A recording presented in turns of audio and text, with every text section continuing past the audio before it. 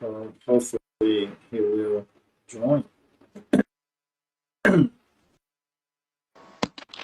Yes, I think now it's working. Hi, Gerson. How are you, Leonardo? You hear me? I'm fine. You? Can you hear me all right? Yeah. Yes, you can hear me? Yes, I can.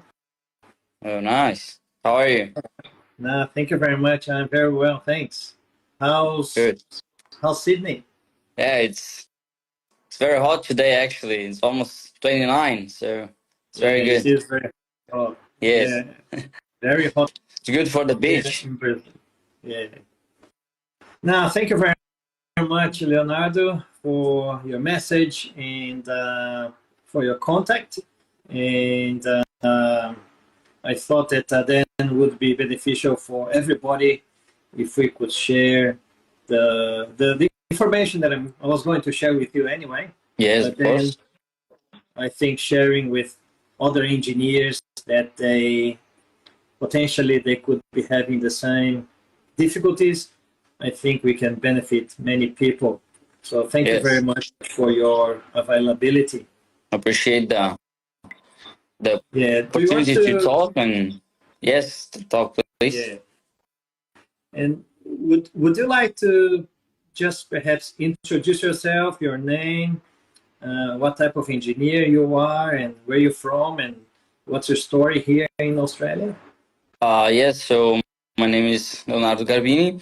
I'm from Brazil and I'm a civil engineer. I'm from the south of Brazil, it's a state from the very south, so Rio Grande do Sul. I don't know if anybody knows it, but I was graduated in the end of 2022.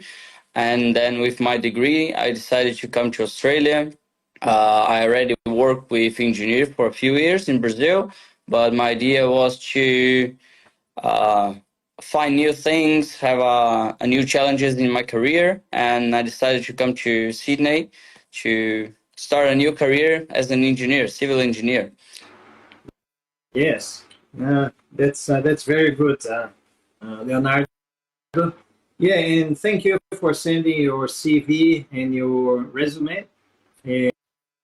And I had a good look at those two documents, and we can talk about them tonight if you don't Yes, mind. of course. And I can give you some tips on how you can, if you want, of course, to improve your CV and your cover letter.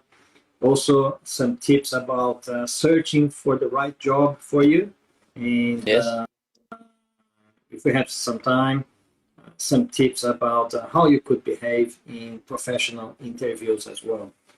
And why do I think I can give you these tips?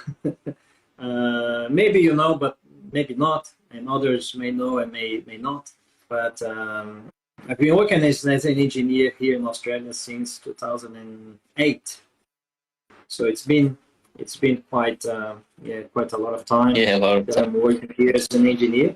And in these 15 years, I've been recruiting and hiring engineers and project managers and other professionals as well. And I've been the chair of recruitment panels already. I lost count how many people I was chairing the panel. So therefore, I analyzed hundreds, if not thousands, of applications, and I could see good applications. I could see, yeah, So, yes, so a applications, bit yes. good applications, not so good, and very bad applications. And just to explain a little bit how sometimes engineers that freshly come to Australia, they feel a bit frustrated, especially because when you apply for lots of jobs and you don't even get a phone call, you then start thinking, is it something wrong with me? Is it something wrong with my application? Is it, what is it that I'm not even getting a phone call? First of all, recruiting somebody here in Australia is very expensive. Uh, it is already expensive if the company doesn't engage a recruitment company. If the company is engaging a recruitment company, it's going to be even obviously more expensive. Usually a recruitment process here in Australia, an internal recruitment process, if you count time and etc., it may cost about $15,000 just to recruit somebody, and then not counting then onboarding process, inductions, and those sort of things. So it is quite expensive. And when you engage a recruitment company, it may cost between $25,000-$30,000 the whole process. So this is just to give a little bit of information why sometimes you don't even get a phone call, because when a company is investing $15,000, $20,000, $30,000 to recruit somebody, they want to recruit somebody that's going to be medium to long term, because they already spent $20,000, for example. So Yes. they need to make sure that the person is going to want to stay with the company for a length of time that will be worthwhile the company investing $20,000. If you think, if it's your own company and if you're going to invest $20,000 to recruit somebody, you don't want that somebody just to stay 6 months and then go away. Yes, Because exactly. with $20,000 plus salary, it's going to cost a lot of money. So this is one thing that the companies, they will consider when they are recruiting somebody.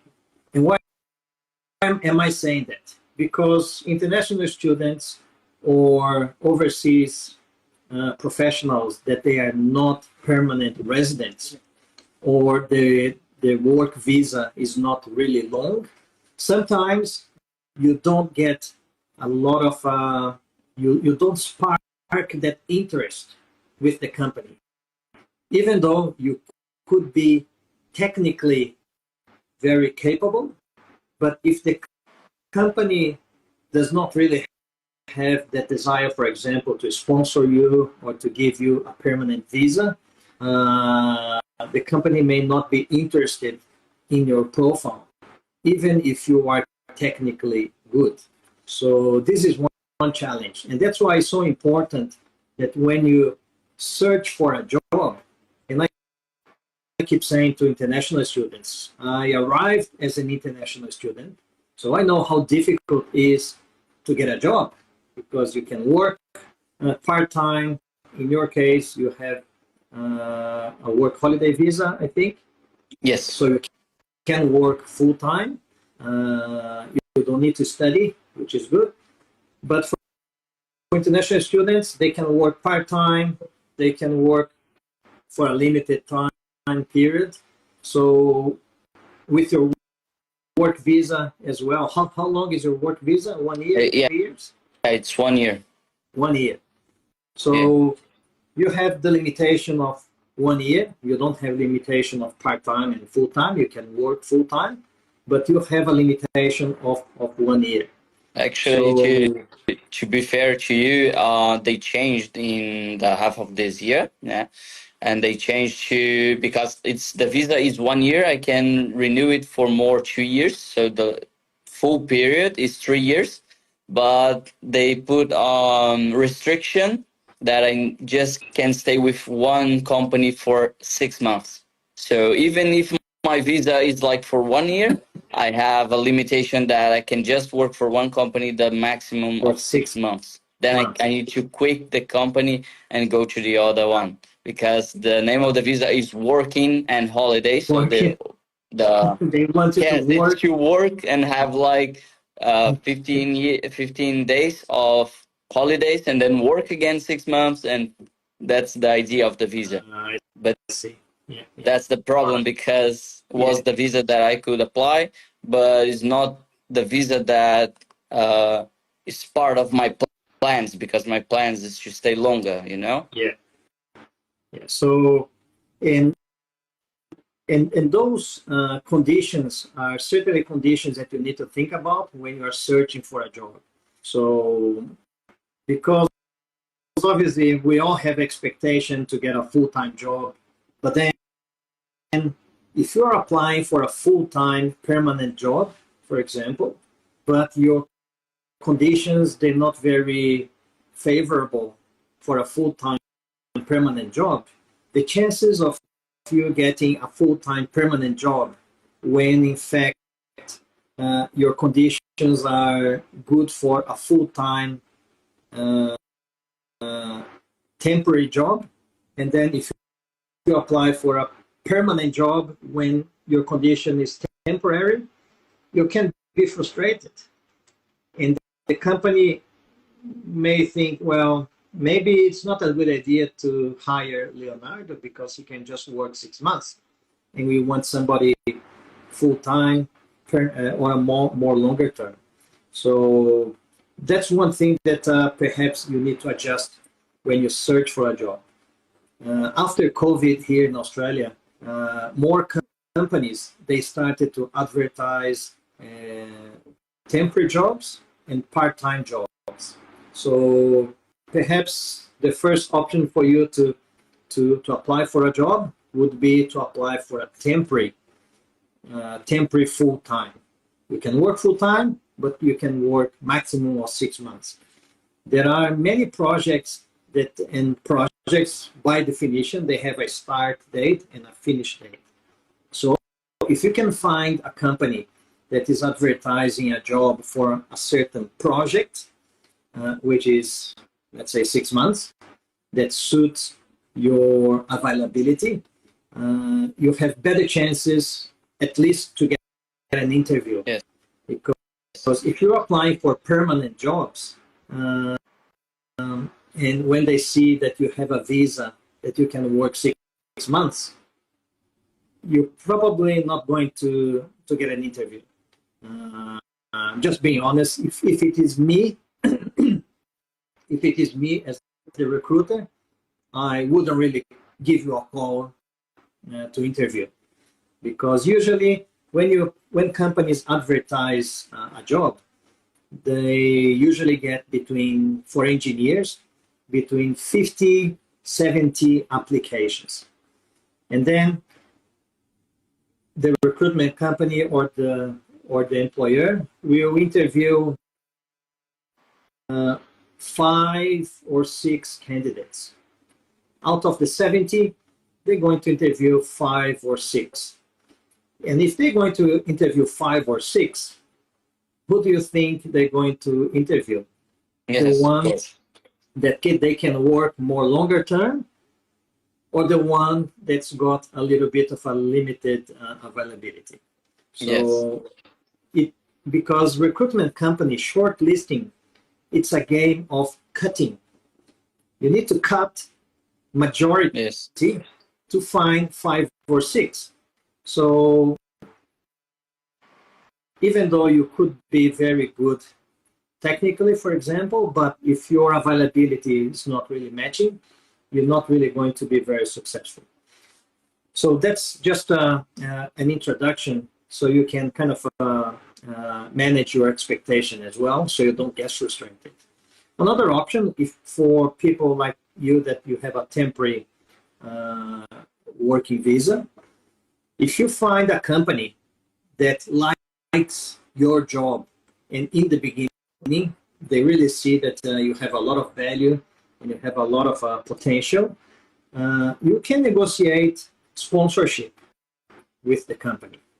And if the company then decides to give you a sponsor, it changes your visa. Obviously, it's going to change your visa. You talk to a migration agent, and then if the company then gives you the sponsor, it means that you can work full-time and you can work for a longer term. So it is a good idea to obviously not discard 100% the job opportunities that are permanent. If you really find a job that you really like, even though it's permanent, go for it. Apply for it. in your cover letter, you mentioned that you have a desire to become resident permanent, a permanent resident. So many companies, they are willing to give you a sponsorship or a visa. Unfortunately, it's not all companies, but there are companies in the market that are willing to give you a sponsorship. So let's kind of make the assumption that you are going to search for temporary full-time jobs, and then the first step is for you to send your application, which is going to be your resume and your cover letter. So I had a look at that particular, I think it's, what they call, is it, just going to open here. There's my PDF.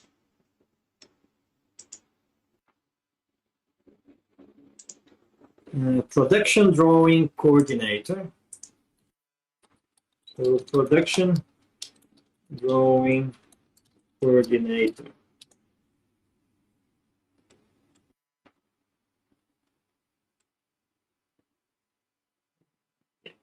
I found it here. It's in New South Wales, etc. Yeah.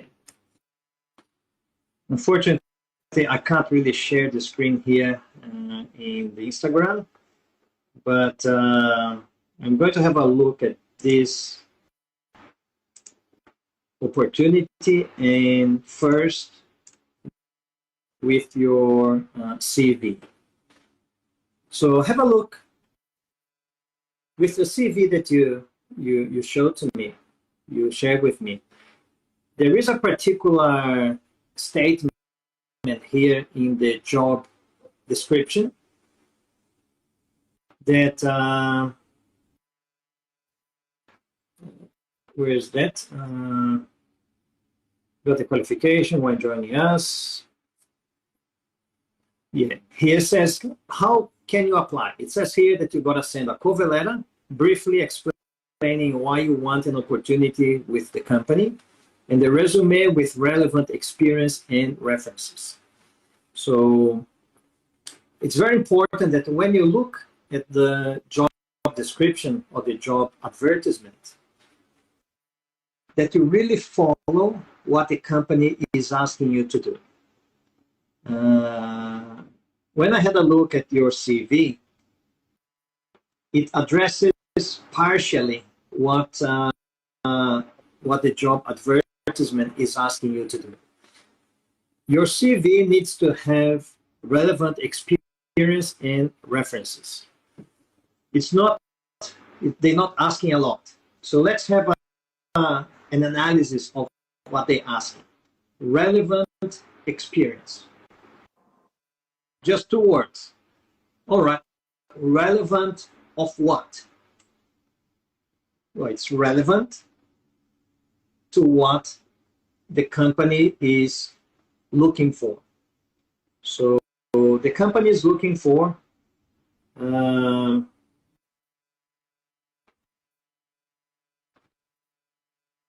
production drawing coordinator with experience in construction innovation, state-of-the-art insulated walling systems, detailed shop drawings, etc. So you need to make sure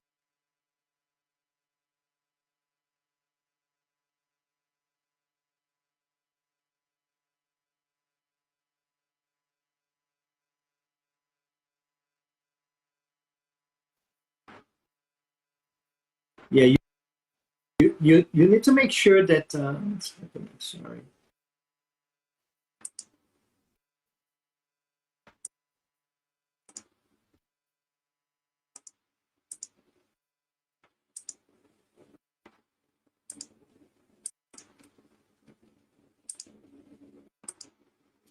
You need to make sure that your CV will have the relevant experience. So in your CV,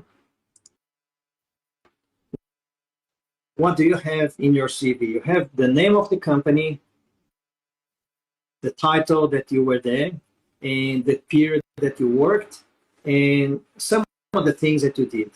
In a CV, it's very important that you actually put actual results. So in the company, instead of, for example, in one here, you say project and draft the structure according to the architectural design. So that is one bullet point that you included there. Instead of that, you have those 3 bullet points for the company. It would be better if you put actual projects that you did. When you said project and draft the structure according to the architectural design, give an example. It's much better when you give an example. I've designed and I produced the drawings of a structure, and then you name the structure of the project, the building, or whatever, with an area of this much square meters or whatever you can describe the structure that you designed and produce the drawings, for example. Analyze and validate the structure functioning. Yes. How did you do that? Obviously, you don't need to write a lot. You can put analyze and validate the structure and functioning using the particular software, Space Gas, for example. Whatever software you used to do that analysis. It's important to really give actual examples in performance. Did your design save money to the company? Was it a more cost-effective design instead of another design? You could say that your design was 20% lighter, 15% cheaper than the ordinary designs. So something like that. So it's important that you actually put relevant experience related to what the job advertisement is asking from what they call here the production drawing coordinator. So, and then references. For the companies that you work for, the first one there, Lucille Engineering, there's no references. So it's important that you put Lucille Engineering, comma, and then supervisor, put the name of the supervisor and email address, for example. Especially because the company is asking to have references for the relevant experience. So if you don't have that, there are a few perceptions. Some perceptions is that you didn't read properly the job advertisement, and because you didn't read, that's why you didn't include in your CV. Another perception could be that you are sending generic resumes. The same resume that you send to one job, you are sending to many jobs. And when the company has this perception that one, you didn't read the job advertisement, or you're sending a generic resume, the recruitment panel will think, well, if the candidate is not investing time to prepare a customized application, why should the panel, invest time to interview this candidate? If there could be other candidates that they have a more customized application. So for every job that you apply for, you need to have a different application. I've seen many engineers that they hire companies, they pay $300-400 to the companies, And the companies, they send like 400 resumes, 400 applications, all the same application.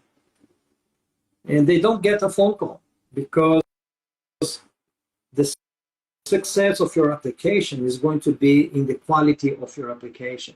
And the quality of your application means that you need to spend and invest time in each job application. You need to read what the position description is asking you to do and prepare your CV and your cover letter according to what the job description or the job advertisement is asking.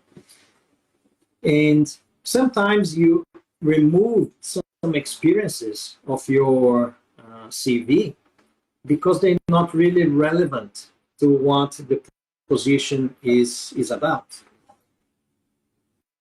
If you have a lot of experience that is not relevant to the position, the company will have that perception that you haven't invested the time for that application. Each application needs to be unique. So that's very important. So in your work history, and I understand obviously that you graduated in 2022. However, from our conversation, you've been working with construction in the past 8 years or so. That's good. A lot of companies, they also consider the experience that you did before you graduated. So that's one thing to get a job.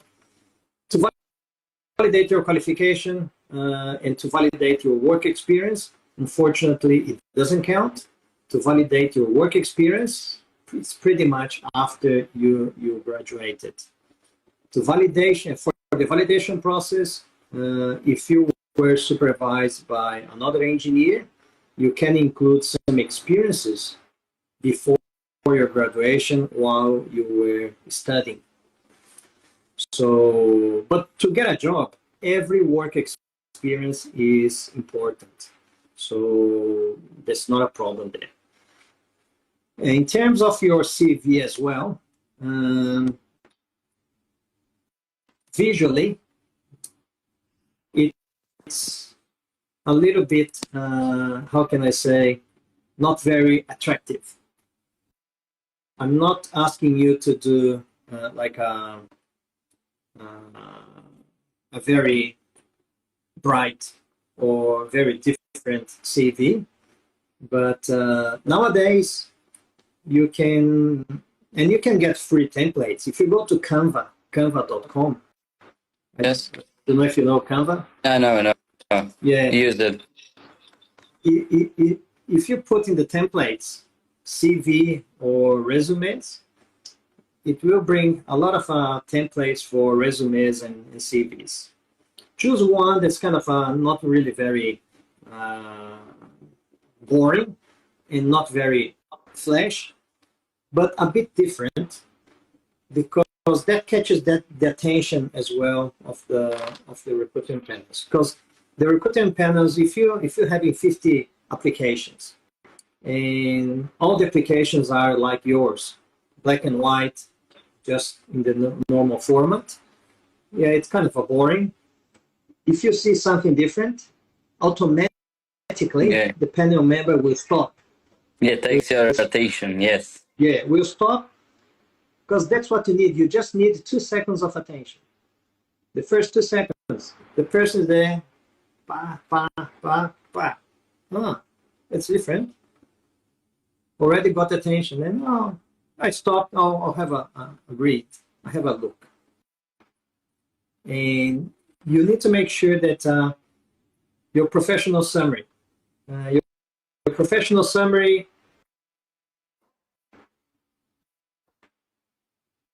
you need to put yourself in the shoes of the company. The company is looking for somebody to solve a problem that they have. That's why they are recruiting. And you start I don't know if you if you mind or not, but No, you can talk. to give you feedback, you start your professional summary saying, I am seeking my first opportunity within the Australian construction industry. So that is about you. But who's reading? Unfortunately, they don't care about you. The company who is going to recruit, they care about the company. Because if the company is not going well, the person itself is not going to have a job. So they don't care about you. They care about the company. And they're going to hire somebody that will help the company to be successful. So when you start your professional summary with what is good for you, you're not grabbing the attention of the company. You need to start your professional summary with benefits to the company. So the first statement, the recruiter can read, and when they read something that you can give to the company, not what the company can give to you, if you know what I mean. Yes, so something like the second phrase, like just take the first one, and the second one, I think that starts fitting more about what can I do and the things that I've done and what I'm doing to get that job. Like I'm already Yeah, helping in the more Australian or less. construction, you know? Yeah, more or less. The second still, my proactive and dynamic approach coupled with my efficiency and rapid learning ability position me as promising candidate. Yeah, it's better, but still talks about you. So your professional summary, you need to start with what you've done for the companies. My professional history is marked with high performance, high profits, efficient project delivery, those sort of things that the company is after. Obviously, you apply for a production drawing coordinator, and they are asking in the job description, they're saying that you're not going to be just a draft person. You're going to be something else. You need to translate as something else in your resume. Because somebody spent time to build that advertisement. And if you can relate the advertisement in your resume, you will catch the attention of the person. If you're saying that, you can even say that my dynamic approach brought creativity, innovation to the company's products, etc., etc., etc. You can say that you mix your qualities with what you brought to the company, aligning to what the company is looking for. You put that in the beginning, you grab the attention of the recruiter. Because with your statement, you're not grabbing a lot of attention. And that's important to grab the first few seconds of attention. If you don't grab the few seconds of attention, the person is not going to read the rest of your application with interest. They might read your application, but not with a lot of interest. So your professional summary also needs to have results. Companies, they are after professionals that can get results. So results can be tangible results like financial results, delivery results, can be not so tangible like team improvements and those sort of things, successful change of culture, those sort of stuff, integration, introduce diversity, those sort of things as well. Nowadays, it's certainly interesting to include in your professions, because that is the type of professionals that companies are after. So the professional summary, it's better to focus on results, some of your qualities, and what those qualities translated to the company, aligning with what the company is writing in the job advertisement. Skills, yeah, they're good, especially because in the job advertisement they talk about Revit, so it's important that you put Revit in your skills. High level attention detail, dynamic problem solving. Here, skills, again, have a look at what the job advertisement is putting as characteristics of the successful candidate. And obviously, if you have it, you're not going to lie that you have, but you don't have. But if you have it, put in your skills in there. Your work history, that's okay. The question that you asked me there, if you were not really the structural engineer, you can put structural engineer assistant, or because obviously if you are not graduated, you can't really call yourself as an engineer. You can say structural analyst or structural engineer assistant or something like that. Put the name of the company, the reference.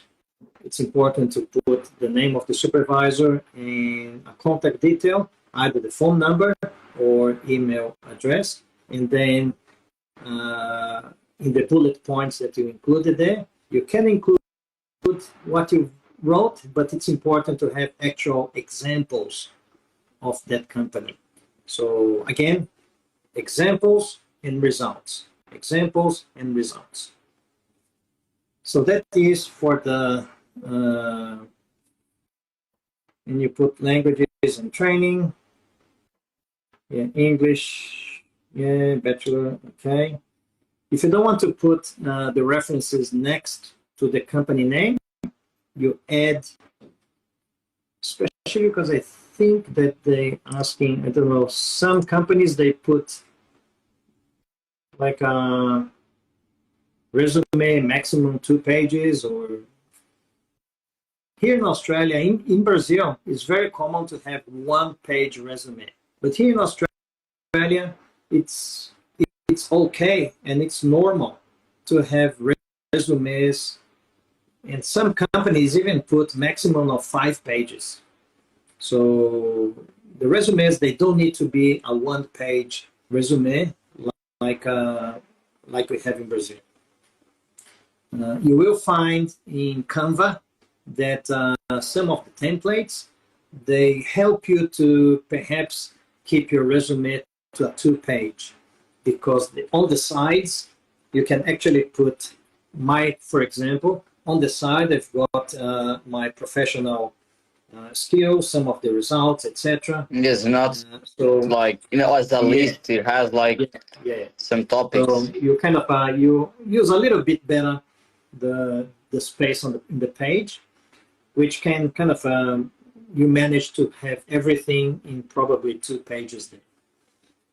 And then you can put your professional references separate. If you don't want to put next to the company, you can add another section in terms of professional references. A lot of people ask, should I put a photo or not? I don't have in mind, unless they're asking, but yeah, if they're not asking, then yeah, I don't think it's necessary. In terms of the cover letter, can I just ask you some questions that you made some considerations, and I would like to ask you to maybe. So I understood the professional resume, the skills. One problem that I have that I had actually that I discovered now. I think it's a lot of things that goes through internet, and maybe some people that are watching us know the same thing. Is that they don't say that you need to customize your resume for each job. So it's like in my as I used to do in Brazil, and it's like your experience, your CV is your profile. So like you can change to say what they want, but in Australia it's different because of course a different country, and that's how it works. So that's a very important tip for me and for people that are watching us, because this is something that they don't say in internet, like update your resume exactly as they are looking for. Change your skills to put like the skills that you have, not lie, but the skills that you have to fit the job, something that they don't talk to in the internet. So this is very important. uh, about the work history, like you said, because I was sending a standard curriculum to every job, so that's why it's very standard. So you can see that it's like Yeah. it's only one. That's what I sent you, like 40, 50 of them. So it's only one, but I would start doing one by one. And but I have a problem that in my profile is that I worked in more than 40 works. So I have like more than 40 projects. So like you said, I put the name of the project, the meters, and so how can I say that? Because my first resume was, I put a list. I have it. I can send to you. But I put a list of most of the jobs that I did, like the important one, and some recruitment said me this is not important. So if you want, say if you want, like put a picture, informations of the job, something like that, like the area, do a portfolio and put it together with your CV. So I don't know if I need to put like 1 2 jobs maybe that I did, because like for the second one that stayed 2 years, I worked in more than 40 jobs. And like the first one was three, because the first one is my company. So I am the civil engineer. And the last one, that was my first one, but the last that shows in the curriculum, I worked in more than 10 jobs to them. So like Yeah, you don't my need port, to. Yeah, you don't need to put all of them. yes. Yeah, put the most important one or the two most important ones. Okay. Yeah, or the more And complex. Yeah. and But the I idea don't of know. the I, I, I don't really agree that should be a standard. Your profile is it's your profile. If you are applying always to the same type of work, yeah, maybe. But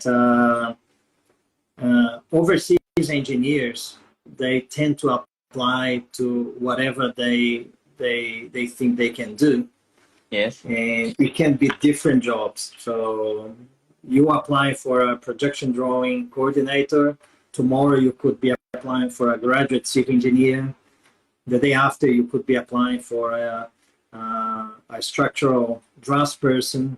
You could be applying for as a structural engineer or a project manager structures, and they have different requirements.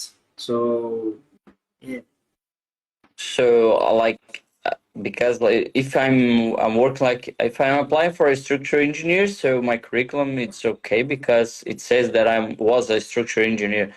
But if I'm applying for like a draftsman, so like I need to change what I used to do in the company, because in Brazil, that is normal. You do like a lot of things, Yeah, and if so you've like done that, you're going to include what's relevant for a draftsperson.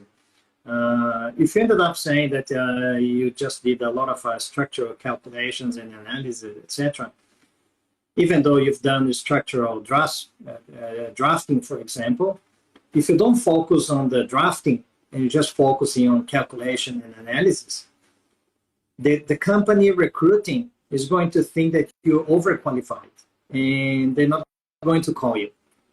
okay, So it's better for you to, if you've done the drafting, you can say that you include in that particular application your experience as a draftsperson, as a AutoCAD coordinator, whatever. And then you get the job, you work as a draftsperson, person, and then when you are there, people will find out that you're actually an engineer and you've done structural calculations, and they'll, oh, all right, so you're a structural engineer. We have a position here. Why don't you apply for that? And then you can then apply for a structural engineer. But your objective is to get the job that you're going to apply for. And that's why, in my view, and the view of a lot of other engineers and companies and recruitment agencies that I talk to, you need to be the right fit for the position. And the only way to be the right fit to the position is for you to tailor, to customize your application to each position. So yeah, that's me. So if one day you apply for a job that our company is advertising, if I see that application, that goes straight to the rubbish bin, because for us it doesn't fit. Okay. And how about I have a LinkedIn profile, so like if I start changing, like I am a structural engineer, but then I'm applying for a structural draftsman, for example, and like a project coordinator, and so it doesn't fit with my LinkedIn profile, so it can't be a problem. Like if they look for my LinkedIn, well, it's like, oh, in your LinkedIn, you can have several skills. Yeah, so but not the job title. I mean the job title. Not the job. Yeah. The LinkedIn is a bit more complicated because my LinkedIn, for example, is very bland. One, because I'm not really looking for a job, and I don't use LinkedIn a lot. So if you go to see my LinkedIn, I don't even think I have a description in my LinkedIn because I'm not in the market, and I'm not planning to change jobs at the moment. But if I do, I would put the best of me in the LinkedIn. And because obviously, if you're a structural engineer, you would like to get a job as a structural engineer. But because you're starting here in Australia, a structural engineer, but perhaps your chances to get a job as a draftsperson is going to be better. Maybe, and that's a decision that you're going to make, maybe you change, if that is your strategy. And that was my strategy. When I was in Brazil, I was like a deputy director general. I had a really good job. And in the beginning, I was trying to get a job as general manager, director, etc., and I couldn't get it because overseas engineer, freshly arrived in Australia, I had to go down, few levels. And I ended up getting a job as a principal engineer. It was a good job, but was not a director, was not a general manager, etc. And I had to go up with the time. So I had to change all my application. My application was to get a job as an engineer, not as a general manager or a director. Nowadays, my application, if I apply, my application will be director, general manager. And I can prove that, But when I arrived, even though I had the capability, but I had to decide that my strategy was to get a job in a lower level and then get a promotion with the time. So I had to, and then I changed everything to suit so I could get the job as an engineer. Because if I was applying for engineer with my application as deputy director general, I wasn't going to get an interview because people here, they do discriminate when you are overqualified because they think, again, $20,000 for recruitment. I'm going to hire Gerson as an engineer, but he's general manager, deputy director general, so he's not going to stick with us. He's going to use us as a stepping stone. That's what they say. Stepping stone to another position very soon. Oh, yeah. So unfortunately, a lot of companies, they think about that. Okay. right, in your cover letter, just conscious of time,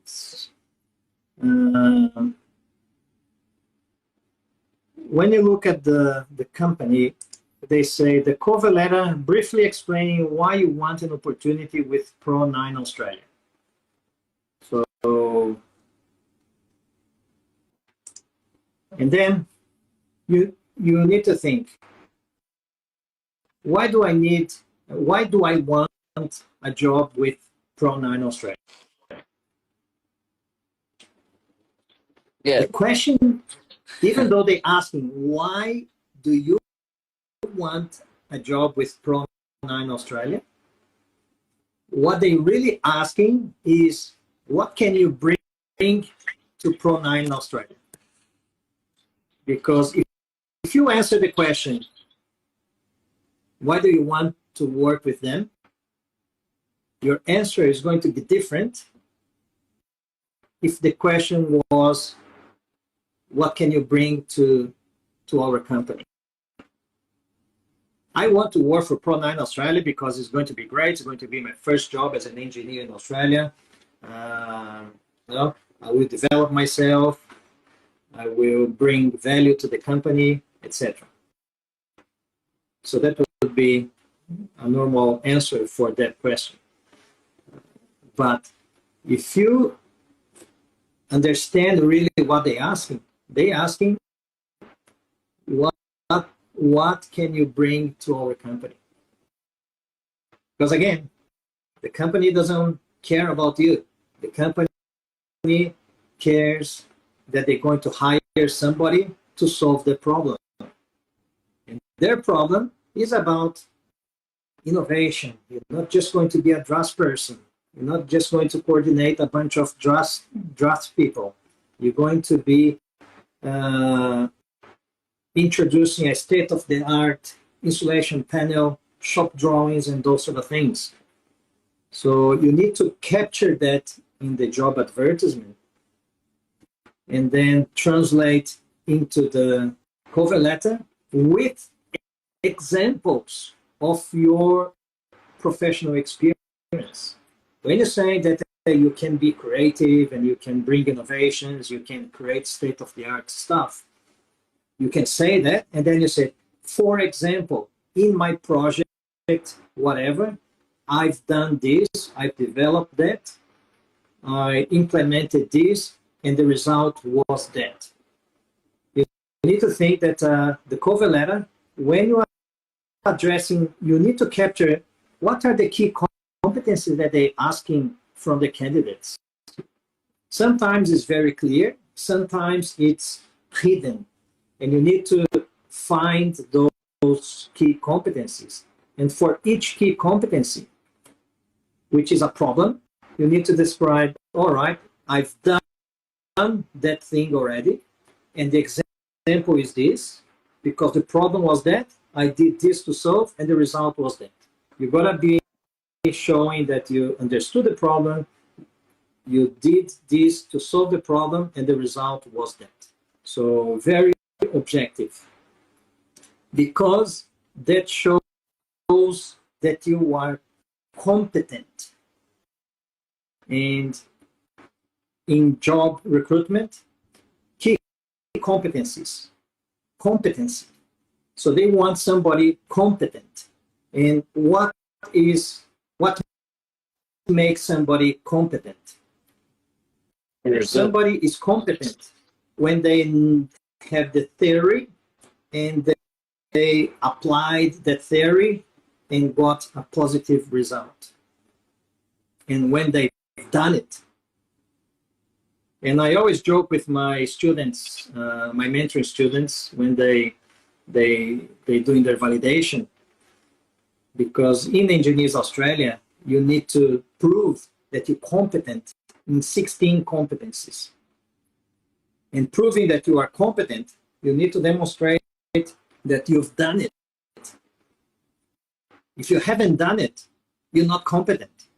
If you've never done before, you're not competent. For example, I love cars. I love Porsches. My dream is to have a Porsche one day. And I watch videos about, how you can build a Porsche and the production system of a Porsche, the carbon fiber, monocoque, and everything else, and et cetera, et cetera. I watch those videos like 1,000 times, and I can describe to you every single step. Does that make me competent in manufacturing a Porsche? No. No, because I never done it. But I can give a lot of details, and people will be impressed with the level of details and the steps and everything else. But it doesn't make me competent because I never done it.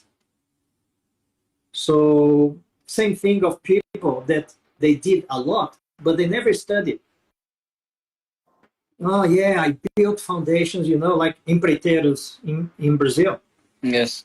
They like to teach engineers, I built that foundation and that column, that column is too thin, you gotta do a little bit bigger. Yeah.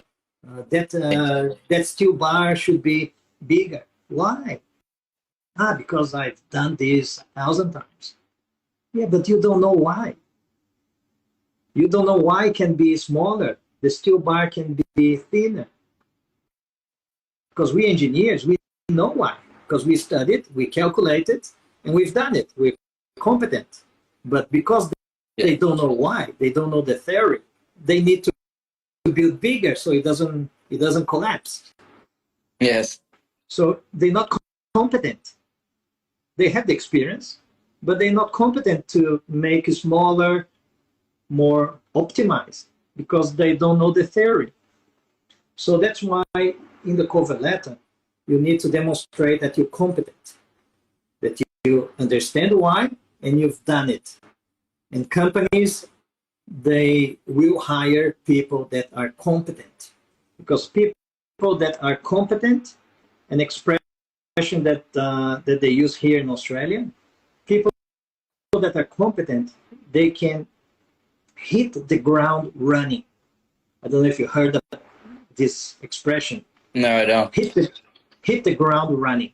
They fall, they hit the ground, and they go. They don't really struggle and anything. You can hit the ground running, which means that you'll be hired, and you pretty much straight away, you will be productive if you're competent. If you cannot demonstrate that you're competent, the company will automatically think, well, the person is not quite competent, so maybe it's not going to start producing straight away. So that's why it's important that in the cover letter, and cover letter usually can be 2 pages. And why is 2 pages? Because you address the competencies that usually you will find 4, 5, 6 competencies that you need to address. And then for each competency, you need to demonstrate that you're competent, giving the example and the results that you achieve. So those, the middle paragraphs, for example, when they, in the advertisement, they talk about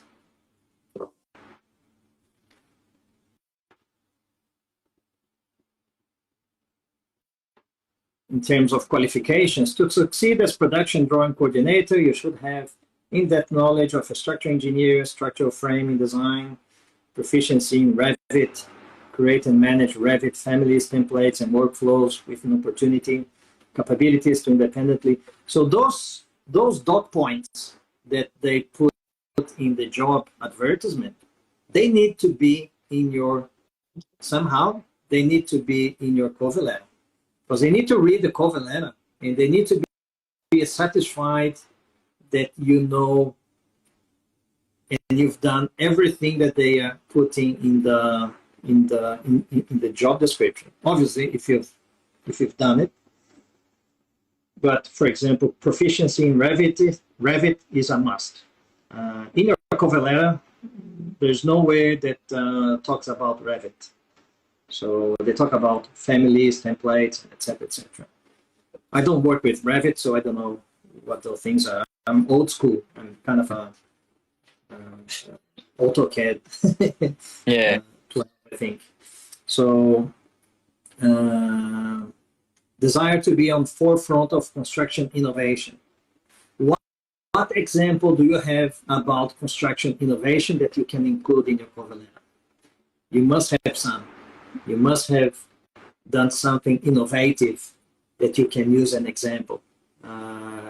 Construction innovation, one competency. I've done this in project, whatever. I've implemented innovation that used this, and that, and this innovation brought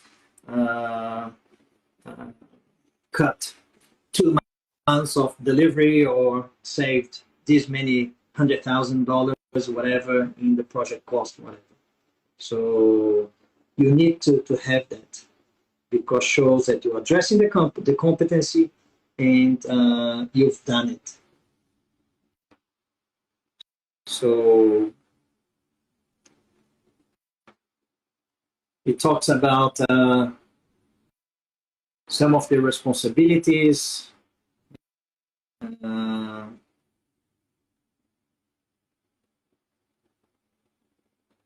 embracing crafting designs that not only meet industry standards but exceed them in style and substance. So what did you do in your professional life that included exceeding the expectation? You probably did something that exceeded the expectation of your customers, and you ended up getting a very positive feedback from the customer. You can say customer relationships, customer expectations. That's the key competency. In project, whatever, I delivered the project using this, etc. That exceeded the expectation of the customer, got a positive feedback, got an award for customer service, whatever, which this will then prove that you actually have that competency. So you need to read and that's why it's important to customize the application. I think it's, in my view, it's important. If others, they say it's not, well, everybody can do whatever. But if I was the company recruiting, if I find an application that is addressing what I'm asking, I think I would be more comfortable to cut the others and select you at least for the interview. Because the important thing is to attend the interview. Yes, you are not the only one. Like, yeah. I think that everybody wants, like, when you're seeking for a candidate, when you say something like, do you have it's like questions. So do you have this, do you have this, and do you have this? And you have to submit something saying, yes, I have that, or no, I don't.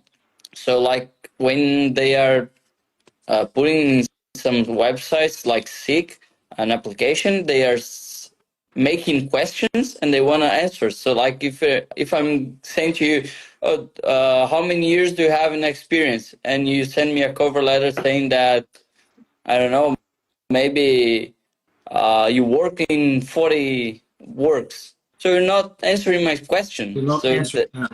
you know, so you're not the only one. I think that's the way. That's the right way. And that's what I think, you know, because I'm a panel member. This Friday, I'm shortlisting again. We're hiring electrical and structures project manager. And I think I've got 20 candidates that I need to, with the other 2 people, to shortlist. And I was having a look at some of the applications already, and some applications are so bad that yeah, I'm not going to waste my time reading those applications there, and let alone inviting for an interview, because for sure from 20 applications we will be able to shortlist 4. We're looking at interviewing 4 people. So nowadays you advertise, you get 20, 30, 50. We advertised last year for a senior project manager in the electrical area. We got 70 applications. And we just interviewing 5. So why waste time with crap applications? Yes. You select about 20 good ones, and then of the 20, then you read a little bit better, and then you compare to the competencies, those ones that addressed the competencies, and then you select 5, and then during the interview, then they have the opportunity to really explore each of the competencies. So important thing is to grab the attention so you can be shortlisted. Yeah. Then you don't need to have a lot of details in the resume, the cover letter, because the details you can explore in the interview. In the cover letter and in the resume is just to grab the attention so you can be shortlisted. And how you grab the attention? You grab the attention when you relate your application to what the job description or the job advertisement is asking for. So if you're not answering the questions that they are asking, you're not going to grab attention. Yeah, exactly. Yeah. Talking All about right. attention, like, you think that it's better to change the, how can I say, the layout of the cover letter as the resume? Now Like, maybe put anything more attractive with something like that? Yeah, the resume I would change totally. I would go to Canva, find a nice template, which is not very boring, but also is not very, too with a lot of noise. When you have a lot of things and photos and graphs and everything else, it becomes a bit noisy. So try to find a medium one with a different color, pale color.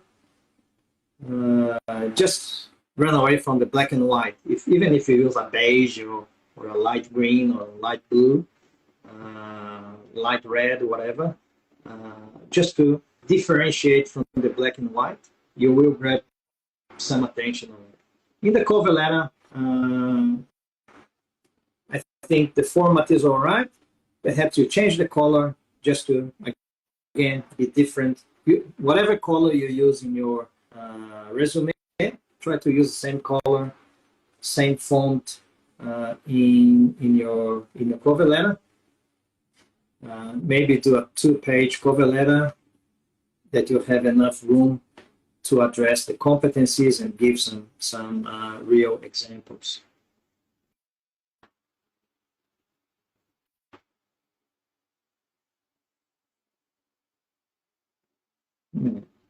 And when you search for a job, also try to search for the permanent full-time.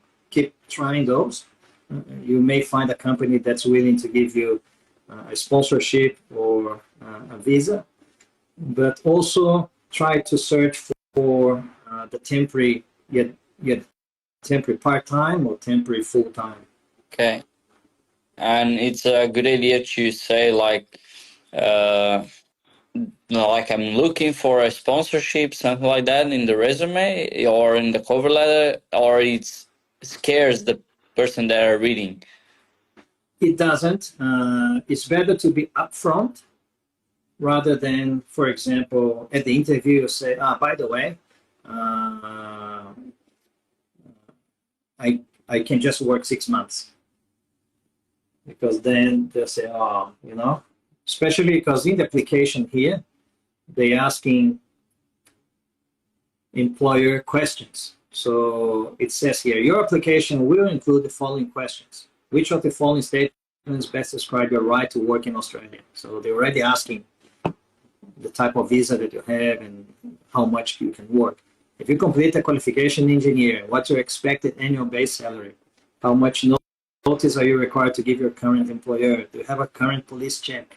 So those are the questions that somehow you need to address in your resume or in your cover letter as well, because they specifically asking those questions.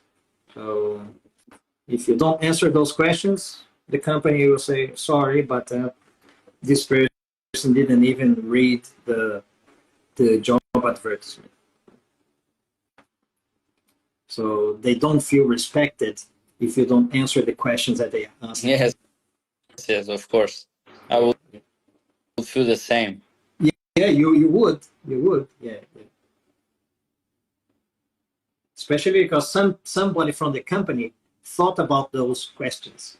Yeah. And it could be the person in the interview. Yeah. Probably and then the same person, one. I thought about those questions and the candidate doesn't answer those questions. I know. Yeah, so I'm not interviewing that person. Yeah. Okay. All right. Yes, do you have Well, any other tips that I can follow? Because, of course, I'm going to change everything that you said because all your experience is and I think way that more important networking, than.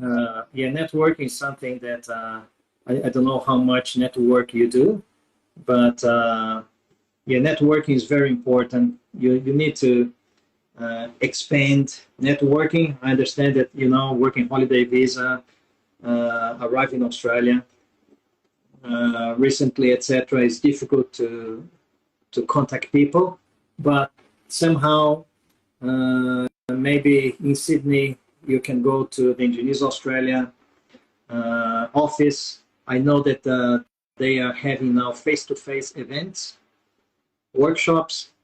Perhaps you can attend those events, usually before the workshop, because I already presented many times in those events. Half an hour before the presentation, for example, they have drinks and some finger food, which is the time for networking.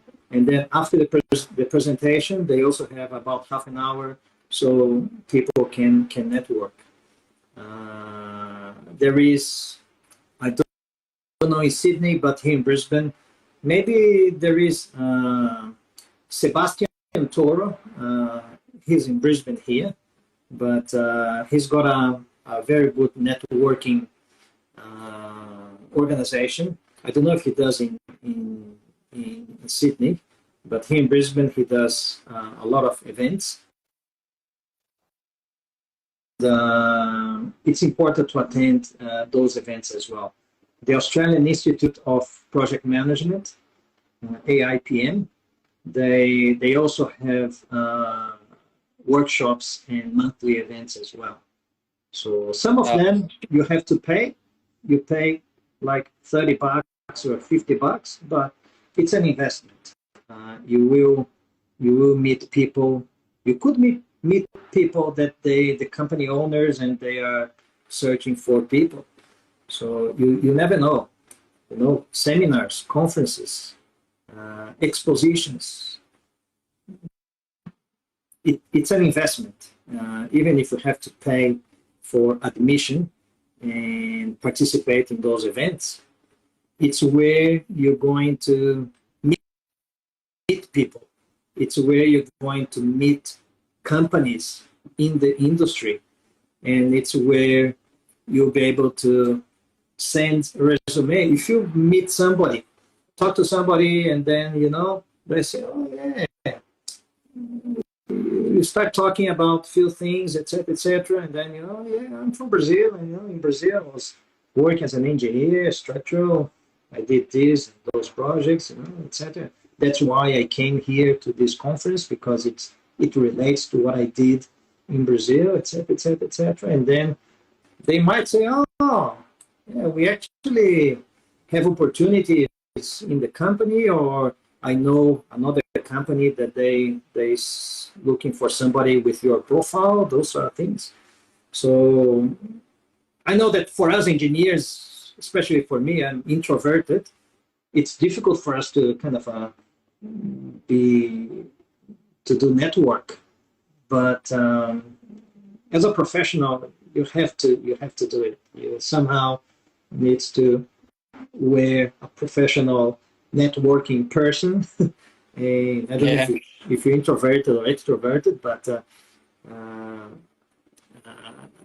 usually engineers, they're not really very extrovert.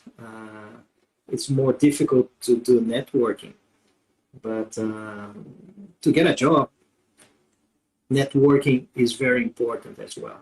Yeah, that's something that I'm missing because I came to Australia and I don't go to study, so I don't have like a class or I don't have friends in here that I can talk and say like, oh, I'm available to work. I'm looking for this because I have friends here, but they're friends that are not civil engineers, so they're friends that do other things. So it doesn't. I don't have a network for that, you know. Well, in Sydney, I know that you may know or may not know Camila Paz.